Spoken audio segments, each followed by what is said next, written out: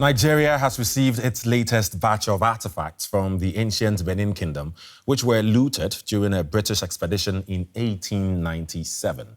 Now, these plaques and sculptures, known as the Benin bronzes, were taken to Britain and housed in museums, public institutions, and private collections. Some ended up in other countries like the Netherlands, but there have been campaigns to have them returned to Nigeria.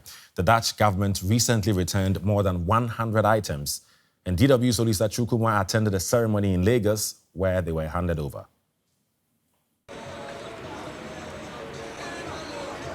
They are finally back in Nigeria.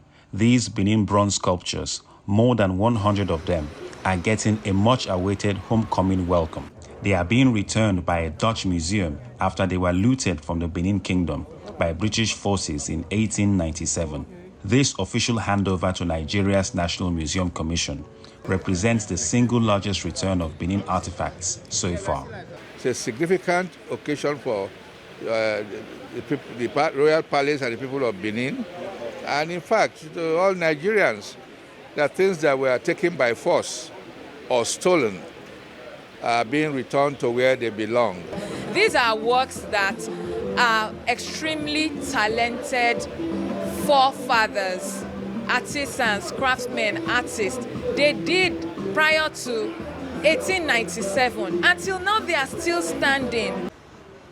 The conversation around the repatriation of looted artifacts from Africa during the colonial era have gained ground in recent years.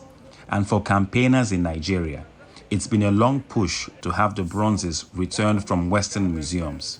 First and foremost, we welcome our artifacts back home.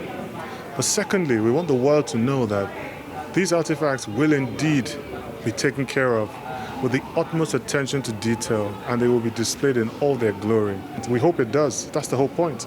We hope that this starts a fire of restitution across the continent.